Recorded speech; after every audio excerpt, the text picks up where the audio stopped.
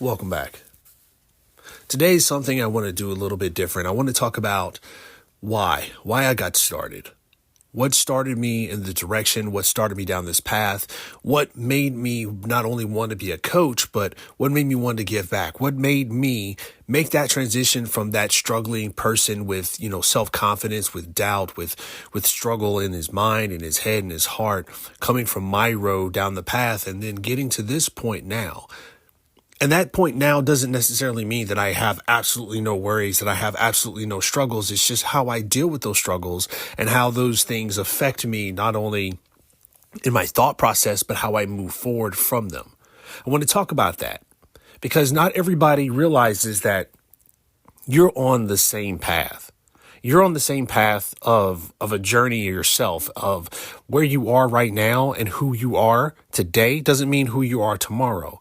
They look completely different.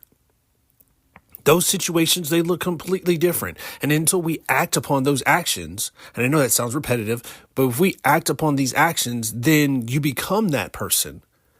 It's the same thing of if you've ever played a sport. You go out there, you practice, you rehearse, you do things, and you participate in all these different activities. From when it's time to play the game, that's when you excel at it. Or you at least see yourself in a little bit of increments of betterment.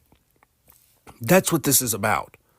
When I was growing up, there was, different day and age. Of course, I'm a little bit older now than probably most of my listening audience. I've looked at the analytics, but I grew up in a time frame to where not everything was given, not in a bad way.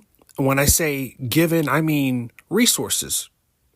We didn't have books for everyone. We didn't have computers for everyone. We didn't have utilities for everyone. There were different opportunities and different time frames to where we didn't have, things on the ready or at hand all the time. And I can remember during my elementary years, it was okay for me to not have a book. It was okay for me to not get opportunities or get a guidance counselor because they said that this person would never amount to anything. So they weren't really focused on my development. They weren't focused on my well-being. They weren't focused on what was in my head. They weren't focused on whether I could become that person. See, until you were introduced into like the English language or math or anything like that, until you were introduced to those different things, they weren't valuable to you. You were content in your own little world, content in your own being. And then when you started mastering those different things, those different elements and teaching the alphabet and so on and so forth, they became building blocks. Well, if you are negated those building blocks, what could you possibly build? You're going to build something that makes sense to you. And that's what your element of your life is going to be based around the things that make sense to you. So the more that I kept going into those situations and those circles of life to where I was negated those tiny bits of evidence, those tiny bits of building block knowledge. I think it came up into the middle school era where I started realizing and seeing things to where other people had more.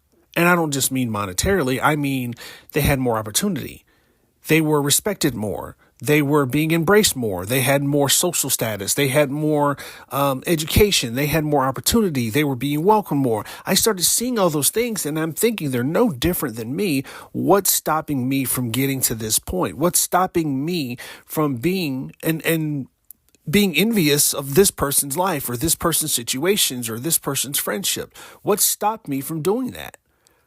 And I had to take a deep dive very early on. Like I said, this is about in middle school. I took a very deep dive of looking at society, looking at these social constructs, looking at human interactions, looking at people, looking at the motivation, what drives them.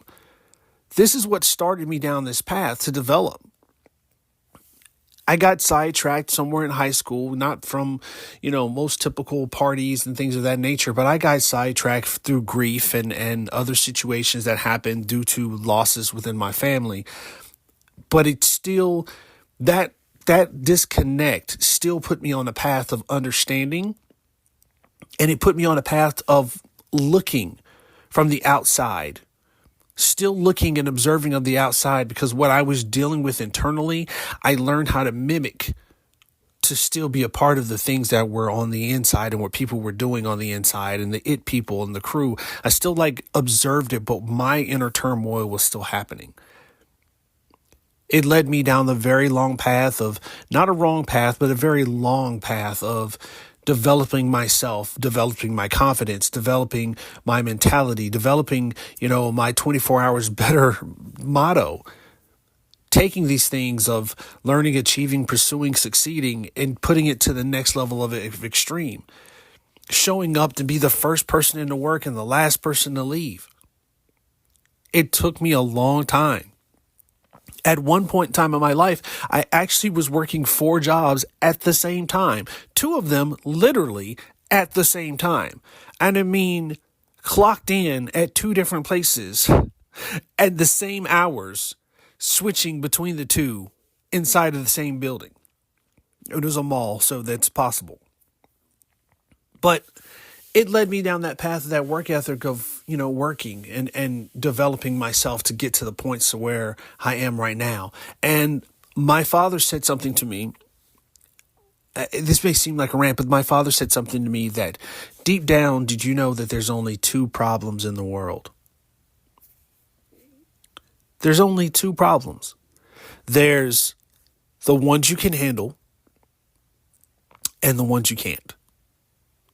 You really shouldn't worry about the things you can handle because you already know the things that you can do.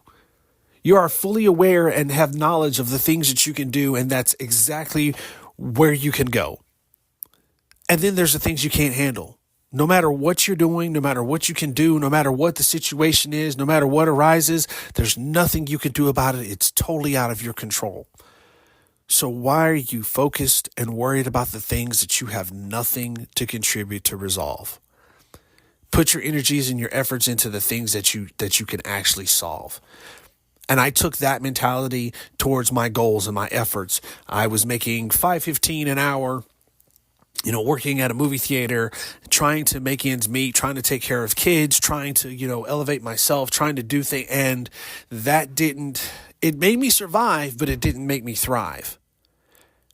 I had to figure out what's next. What's on the other side of that? What's on the other side of that to where I can actually get to something, to where I can achieve something, to where I can make ends meet, to where I can build? What's on the other side of that? What do I need to do? And I would hear a guy, that come into the restaurant and bar and talk about, I made this much money today, this much that today. And I'm thinking I haven't made that for the week. So what pattern and what path did they do to get to that point? Help me understand. I would ask, you do this for a living? What would a guy get started with that? And I would take that advice and I'd run with it. And then when I got settled in there, I said, okay, now what's on the other side of that? Now that I've gotten things calmed down because, more money, more problems, the elements and the lifestyle starts changing. And I'm like, what do I need to do? What's on the other side of that? And then I would take that same path and do it again and repeat. And then when I finally hit somewhat of a cap to where no matter how hard I worked, I wasn't going to get past 20,000 or 30,000 a year. And I felt like that was a wall, like a barrier. I decided, okay, I need to go back to school. I need to get education. I need to be taken seriously. I need to do something to be put in the same conversation with the people that are making these things. And I went back to school, and while I was going to school, I was working while I was going back to school, and I got my degree, and then I got my bachelor's degree, then I got my master's degree, and I kept going, and I got certified as a life coach, and I kept pushing, and then I'm at a good point now, but that doesn't mean that I still don't do the same routine that I did when I was making $5.15. That routine has not changed. I am in this conversation right now with you. Hopefully you're listening to this and you're taking note. I'm in this conversation with you right now saying that I am actively pursuing not only to help, but to benefit not only this business, to help, to encourage, to inspire you, to inspire me, to take myself to the next level, to take myself to the next spot. And I want to continue to do that. I want to continue to do that for you and the people that in your life that look up to you. I want you to have those goals because your goals align with my goals, that we can move forward and make each other better. That's as transparent as I can be. And this is probably one of the first of the no plug, no pun intended, the subscription podcast that I'm going to be doing at least twice a month, hopefully a little bit more, but I'm going to be doing at least twice a month. Please join us if you will. We can have these conversations. We can have these dialogues, because oftentimes and not when we're with our friends, we're with our friends. We're enjoying our company. We're enjoying our conversations, and we're not doing the 8 to 10 minutes that we're doing right now to develop ourselves, develop our mentality. This is what keeps me focused. This is what keeps me going. And with that being said, take care of yourself. 24 hours better.